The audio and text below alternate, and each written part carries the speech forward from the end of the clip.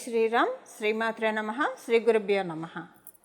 2024 సంవత్సరం ఆగస్టు మాసంలో ద్వాదశ రాశుల వాళ్ళకి, అలాగే ద్వాదశ లగ్నాల వాళ్ళకి ఈ మాసం యొక్క రాశి ఫలితాలు. ఈ మాసంలో గోచార గ్రహస్థితిలో యొక్క రాశి ఏ రాశుల్లో వాళ్ళు గతులై ఉన్నారు, ఈ విషయాన్ని మనం ప్రథమంగా తెలుసుకుందాము. వృషభ రాశిలో గురుదేవుడు అలాగే మంగళ్ వీళ్ళిద్దరూ సంచారం చేస్తూ ఉన్నారు. 26వ తారీఖు వరకు కూడా ప్లానెట్ మంగళ్, గ్రహదేవత మంగళ్ వృషభ రాశిలోనే సంచారం ఉంటుంది. 27వ తారీఖు నుంచి ఆయన వృషభ రాశి నుంచి మిథున రాశిలోకి వెళ్తున్నారు. గురుమంగళ యోగానికి 27వ తారీఖు ఆగస్టు 27వ తారీఖున బ్రేక్ పడిపోతుంది. కర్కాటక రాశిలో సూర్యనారాయణమూర్తి సంచారము. కర్కాటక రాశిలో ఆయన 16వ తారీఖు వరకు ఆయన సంచారం చేస్తారు. 17వ తారీఖు నుంచి కర్కాటకంలో ఉన్న సూర్యనారాయణమూర్తి సింహరాశిలోకి అడిగడిపోతూ ఉన్నాడు. సింహరాశిలో శుక్ర బుధులు ఇద్దరు సంచారం జరుగుతోంది. బుధ భగవానుడు ఈ నెల 6వ తారీఖు నుంచి ఆగస్టు 6వ తారీఖు నుంచి వక్రగతిలోకి వెళ్తూ ఉన్నాడు. శుక్ర భగవానుడు ఈ నెల 24వ తారీఖు వరకు కూడా సింహరాశిలో సంచారం చేస్తూ 25వ తారీఖు నుంచి సింహరాశి నుంచి కన్యారాశిలోకి అడుగుపెడుతూ ఉన్నారు. కన్యారాశిలో కేతు భగవానుడు సంచారము, వక్రించిన శనైశ్వరుడు కుంభరాశిలో సంచారము, రాహుదేవుడు మీనరాశిలో సంచారము. ఈ గోచార గ్రహస్థితుల రీత్యా ఈ మాసం ద్వాదశ రాశుల వాళ్ళకి అలాగే ద్వాదశ లగ్నాల వాళ్ళకి ఫలితాలు తెలుసుకుందాము. ఈ ఫలితాలు తెలుసుకోవడానికి ముందుగా ఈ మాసము గోచార గ్రహస్థితుల్లో ఏదైనా ప్రత్యేక అంశం చోటు చేసుకుంటుందా? ప్రత్యేక అంశం అయితే డెఫినెట్గా ఉంది. కథ ఈ మాసం చివరిలో ఏర్పడుతుంది ప్రత్యేక అంశము. 24వ తారీఖు తర్వాత నుంచి శుక్రాచార్యుల వారు ఎప్పుడైతే కన్యారాశిలోకి వెళ్తారో అది ఆయన నీచ స్థానము. అలాగే అక్కడ కేతు భగవానుడు కూడా సంచారం చేస్తూ ఉన్నారు. ఇది చాలా విశేష అంశం అని చెప్పుకోవాలి. దీని గురించి అంటే దీనివల్ల ద్వాదశ రాశుల వాళ్ళకి ఏమన్నా జాగ్రత్తలు ఉన్నాయా, ఇవన్నీ కూడా మనం ఈ వీడియోలో తెలుసుకోవడానికి ప్రయత్నిద్దాము. అలాగే సూర్యనారాయణమూర్తి తన సక్షేత్రమైన సింహరాశిలోకి 17వ తారీఖు నుంచి అడుగు పెడుతూ ఉన్నారు. ఇదొక ప్రత్యేక అంశము. గోచారంలో 2 గ్రహాలు వక్రగతిలో, ఆల్రెడీ శనైశ్వరుడు వక్రగతిలో ఉన్నారు. 6వ తారీఖు నుంచి బుధ భగవానుడు కూడా వక్రగతిలోకి వెళ్తూ ఉన్నారు. గురుమంగళ యోగాన్ని కలగచేసిన 2 గ్రహ దేవతలు గురుదేవుడు మరియు మంగళ్ వీళ్ళిద్దరూ కూడా ఈ మాసం 27వ తారీఖు నుంచి గురుమంగళ యోగానికి బ్రేక్ పడుతూ ఉంది. అంటే మిథున రాశిలోకి ఆయన వెళ్ళిపోయిన తర్వాత గురుమంగళ యోగం విడిపోతుంది. ఇవన్నీ కూడా విశేషాంశాలు ఈ మాసము. అయితే ఈ మాసం మొదటి 3 రోజులు ఇంకా ప్రత్యేకాంశం ఉంది. అదొకసారి నేను మీకు చెప్పి ఈ ప్రత్యేకాంశాన్ని మీ జన్మజాతకంలో ఉన్నా లేకపోయినా ఎలా యాక్టివేట్ చేసుకోవాలి ఇది కూడా మనం ఒకసారి మాట్లాడుకుందాం.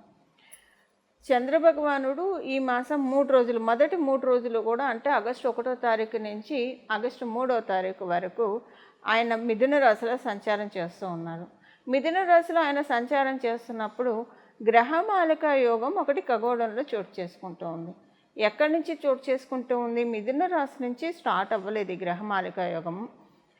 కానీ ఈ గ్రహమాలిక యోగము వృషభ రాశి మొదలుకొని కన్యా రాశి వరకు గ్రహమాలిక యోగం ఏర్పడుతోంది. మొదటి 3 రోజులు ఆగస్టు 1వ తారీఖు, 2వ తారీఖు, 3వ తారీఖు. ఇది చాలా ప్రత్యేకాంశము.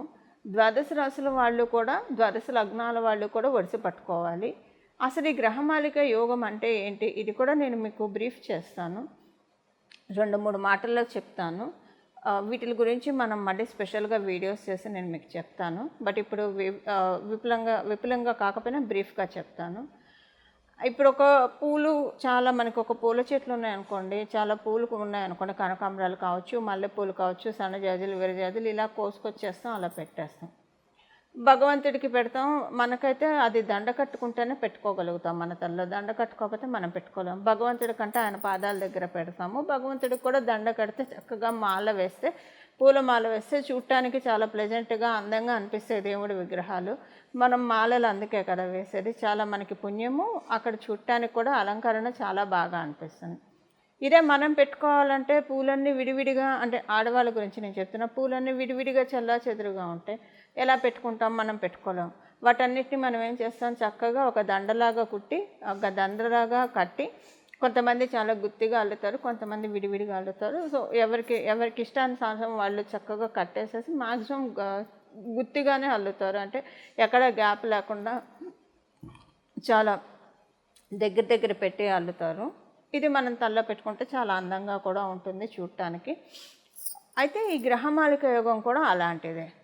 ఎప్పుడైనా సరే పూలు విడివిడిగా ఉన్నప్పుడు వచ్చేదానికంటే కలిసి ఉన్నప్పుడు చూడటానికి అందంగా ఉంటాయి.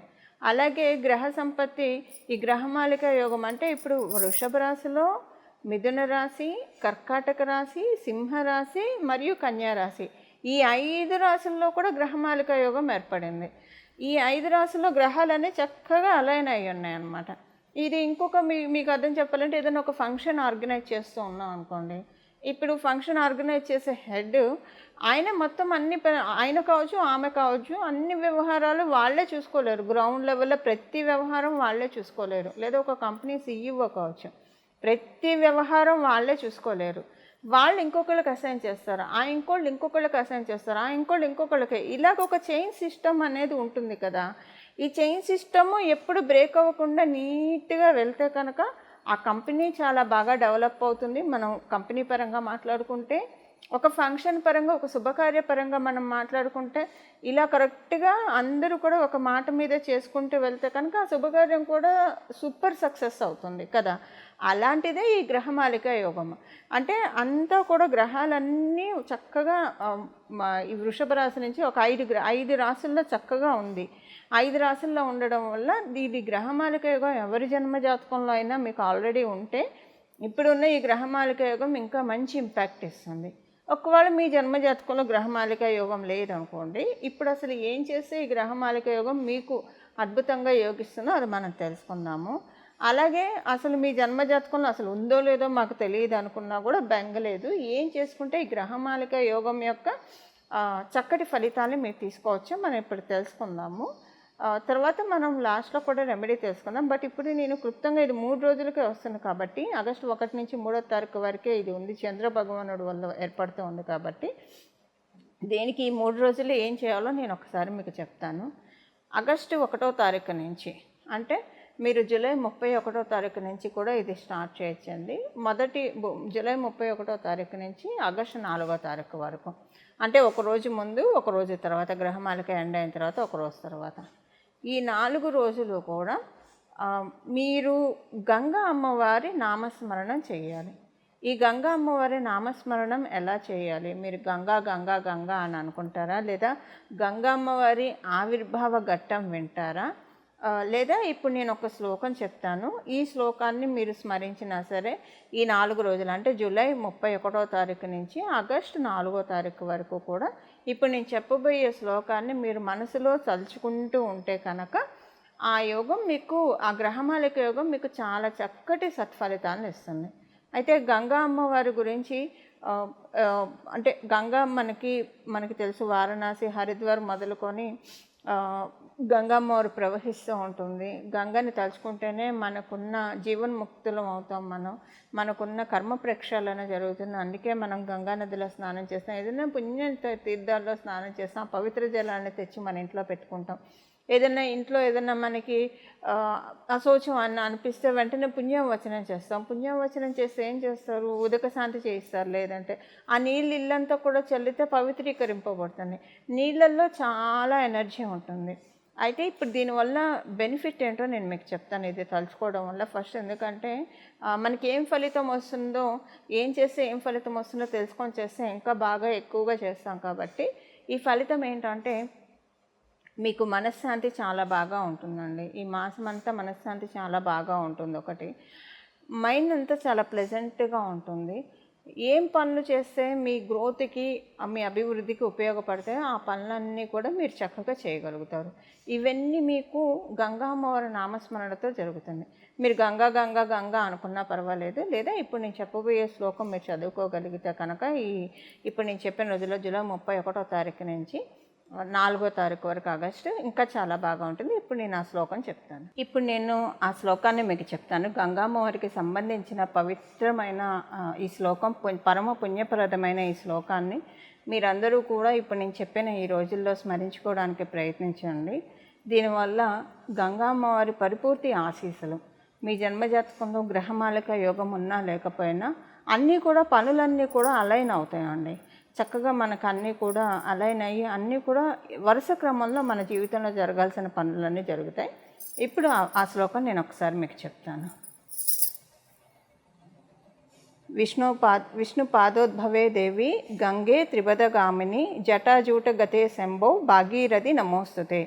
విష్ణు పాదోద్భవే దేవి గంగే త్రిపదగామిని జటాజూట గతే శంభో భాగీరథి నమోస్తుతే.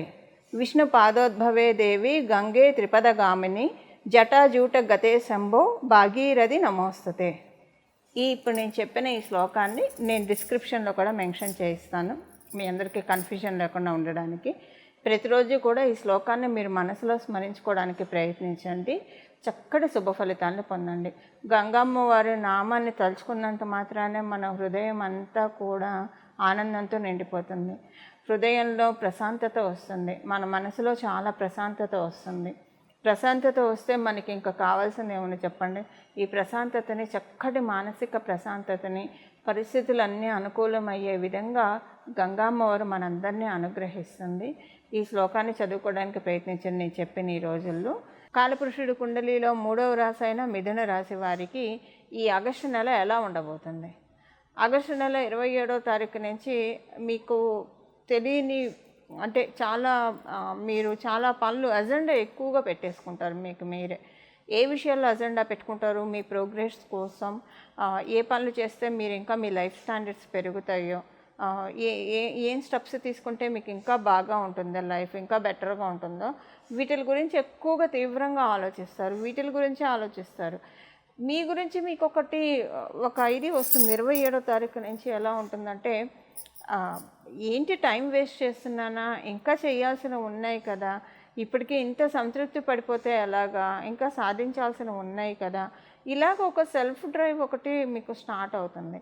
అది మిమ్మల్ని కూర్చొనిదు నుంచోనేదు, ఏదో ఒకటి సాధించేదాకా వదిలిపెట్టదు. అది మీకు అలాంటి ఇనిషియేషన్స్ ఈ మాసంలో మీకు ఏర్పడతాయి. దాన్ని ముందుకు తీసుకెళ్తారా లేదా అదిలోనే హంసపాదలాగా మొదటే వదిలేస్తారా? ఈ విషయం మీ జన్మజాతకం యొక్క బలాన్ని అనుసరించి ఆధారపడి ఉంటుంది. మీ జన్మజాతకం ప్రజెంట్ బలంగా ఉంటే ఈ సమయంలో వచ్చిన థాట్స్ అన్నీ కూడా మీరు ముందుకు తీసుకెళ్ళగలుగుతారు. ఒకవేళ ఈ సమయంలో మీ జన్మజాతకం అనుకూలంగా లేకపోతే అనుకోవడం వరకే ఉంటుంది. అంటే డే డ్రీమర్స్ అంటారు కదా, అలా అనుకోవడంతోనే ఉంటుంది, కానీ ఏమీ చేయలేక కొంచెం ఆగాల్సి వస్తుంది. ప్రస్తుతం మరి గ్రహస్థితులు అంతకంటే సపోర్ట్ చేయట్లేదు. ఒక్కొక్కసారి గోచరాల గ్రహస్థితులు జన్మజాతకం బాగోకపోయినా కూడా సహకరించే విధంగా ఉంటుంది. బట్ ఈ మాసం అంత స్ట్రాంగ్గా అయితే లేదు గోచార గ్రహస్థితులు. సో మీరు ఏదైనా ఇనిషియేషన్ కొంచెం సంకల్ప బలంతో ముందుకు తీసుకెళ్తే కనుక బాగా వెళ్తుంది. గవర్నమెంట్ కాంట్రాక్టర్స్కి చాలా మంచి శుభ సమయము. మీరు ఏదైనా సరే అంటే గవర్నమెంట్కి సంబంధించి ఏదైనా అర్జీ పెట్టుకోవాలన్నా, ఏదైనా గవర్నమెంట్కి సంబంధించిన పనులు ఏవైనా ఉంటే కనుక ఈ మాసం 17వ తారీఖు తర్వాత నుంచి అవన్నీ చాలా చక్కగా సఫలీకృతం అవుతాయి. గవర్నమెంట్ ఉద్యోగం ప్రయత్నించాలనుకునే వాళ్ళకి కూడా ఈ మాసం 18వ తారీఖు లేదా 17వ తారీఖు నుంచి సమయం చాలా అనుకూలంగా ఉంది. మీ తండ్రి గారి ఆరోగ్యం చాలా చక్కగా ఉంటుంది. మీ తండ్రి గారితో మీ రిలేషను చాలా చక్కగా అనిపిస్తుంది. ఈ మాసము 24వ తారీఖు నుంచి లేదా 25 నుంచి మనం వేసుకోవచ్చు. 25వ తారీఖు నుంచి మీ ఇంట్లోని ఆడవాళ్ళ హెల్త్ పరంగా మీరు కొంచెం జాగ్రత్తలు తీసుకోవాలి. మీ ఇంట్లో ఉన్న ఆడవాళ్ళు ఎవరైనా కావచ్చు, అది ఎవరైనా మీ ఇంట్లో ఉన్న ఆడవాళ్ళకి హెల్త్ ప్రాబ్లమ్స్ రావడానికి ఛాన్స్ ఉంది. సో కొంచెం ఈ విషయంలో జాగ్రత్త పడాలి. బట్ ఒకవేళ వాళ్ళ జన్మజాతకం బాగా ఉంటే మేబీ ఒక చిన్న జలుబుతోటి అది వెళ్ళిపోవచ్చు. బట్ అంటే అసలైతే జరుగుతుంది. అది జరిగే హెల్త్ ప్రాబ్లం చాలా చిన్నదా కొంచెం పెద్దదా అనేది వాళ్ళ జన్మజాతకాన్ని అనుసరించి ఉంటుంది. అయితే ఏది వచ్చినా సరే ఒక 3 రోజులు లేదా వారం రోజులు అంతకు మించి అయితే ఉండదు. ఆ తర్వాత అది కనుమరుగైపోతుంది. ఇక్కడ ఏంటంటే ఎందుకు ఇలా వస్తుంది అంటే ఇక్కడ దీనికైతే ఒక రీజన్ ఉందండి. మీ ఇంట్లో ఉన్న ఆడవాళ్ళకి హెల్త్ ప్రాబ్లమ్స్ రావడం వల్ల అలా జరిగితే కనుక మీరు ఎక్కడి నుంచైనా అమౌంట్ రావాలని ఎదురు చూస్తుంటే అది మీకు వస్తుంది. లేదా ఏదైనా పని అయితే మీకు అమౌంట్ సమకూరుతుంది, ఆ పని అవ్వట్లేదని మీరు ఏదైనా ఒక పని కోసం ఎదురు చూస్తుంటే అదైనా అవుతుంది. సో ఇలాగ మీకు ఉంటుంది. ఇవి ఈ మాసం యొక్క రాశి ఫలితాలు మిథున రాశి మరియు మిథున లగ్నంలో పుట్టిన వాళ్ళకి. ఈ మాసం ద్వాదశ రాశుల వాళ్ళు చేసుకోవాల్సిన పరిహారం అయితే మొదట గంగామ్మవారికి సంబంధించిన శ్లోకాన్ని తెలుసుకున్నాం కదా, అది ఈ మాసం అంతా చేసుకోవచ్చు అంటే చక్కగా చేసుకోవచ్చు, ఎలాంటి ఇబ్బంది లేదు, చాలా మంచి ఫలితాలు ఉంటాయి. గంగామ్మవారిని ఎప్పుడు తలుచుకున్నా కూడా మనం చాలా బ్రహ్మగడిగిన పాదము గంగాజలము విష్ణుమూర్తి పాదాల్లోంచి అమ్మవారు ఉద్భవించారు. సో అందువల్ల విష్ణుమూర్తి పాదాలను కూడా ధ్యానించిన వాళ్ళం అవుతాము. అలాగ మనం శ్రీలక్ష్మి అమ్మవారి యొక్క కృపాకటాక్షాలను కూడా మనం పొందగలిగిన వాళ్ళం అవుతాము. అయితే దాంతోపాటు ఇప్పుడు మనం తెలుసుకోబోయే ఈ నామాన్ని కూడా జపించడం వల్ల ఇంకా మనకి ఒక చాలా చక్కటి సత్ఫలితాన్ని ఈ మాసం మొత్తం కూడా పొందగలుగుతాము. మొదట తెలుసుకున్న ఆ శ్లోకాన్ని, ఈ నామాన్ని, ఈ రెండింటిని కూడా జపించడానికి ప్రయత్నించండి. చాలా చక్కటి శుభ ఫలితాలు అందుతాయి. చూశారు కదండి మీ రాశి యొక్క రాశి ఫలితాలు. ఇప్పుడు ఏ పరిహారం చేసుకోవాలో ఒక్కసారి మనం చూద్దాము. ఈ మాసం యొక్క విశేషాంశాలు చాలా ఉన్నాయి. అయితే ఈ మాసము మనకి ఆగస్టు నెల అంతా బాగుండాలంటే శ్రీలక్ష్మి అమ్మవారి ఆరాధన మనం ఎలానో చేస్తాము. శ్రీలక్ష్మి అమ్మవారి ఆరాధన ఈ నామంతో, ఇప్పుడు నేను చెప్పబోయే నామంతో ఈ ఆగస్టు మొత్తం కూడా ఈ నామస్మరణ మనసులో చేసుకుంటూ ఉంటే కనుక చాలా చక్కటి శుభ ఫలితాలు వస్తాయి. ఆ నామం ఏంటో ఇప్పుడు నేను మీకు చెప్తాను. శ్రీం భార్గవ్య నమః, శ్రీం భార్గవ్య నమః, శ్రీం భార్గవ్య నమః. ఈ నామాన్ని ఈ మాసం అంతా కూడా తలుచుకోవడానికి ప్రయత్నించండి. మనసులో నామజపానికి ఎలాంటి తప్పు లేదు. మనసులో మీరు అంటే ఉదయాన్నే లేచి స్నానం చేసిన వెంటనే ఇప్పుడు నేను చెప్పిన నామాన్ని ఒక 108 సార్లు లేదా 21 సార్లు అనుకొని, తర్వాత మీరు ఏ పనిలో ఉన్నా సరే బీజాక్షరం తీసేసి భార్గవ్య నమః, భార్గవ్య నమః, భార్గవ్య నమః అని అనుకుంటే కనుక చాలా మంచి ఫలితాలు వస్తాయి. ఈ నెల ఎండింగ్లో మంగళుడు మిథున రాశిలోకి వస్తున్నాడు. మిథున రాశిలోకి వస్తున్నారు. ఆయన మిథున రాశిలోకి వచ్చి మనకి చాలా బ్లెస్సింగ్స్ ఇస్తారు. ఆ బ్లెస్సింగ్స్ మనం యాక్టివేట్ చేసుకోవడానికి భార్గవ్య నమః అనే ఈ నామాన్ని పట్టుకోవడం చాలా ఇంపార్టెంట్. సో ఈ నామాన్ని ఈ నెలంతా ఉపాసిద్దాము. చక్కటి సత్ఫలితాన్ని మనం శీఘ్రంగా పొందుదాము. మంగళం. నమో భగవతే వాసుదేవాయ.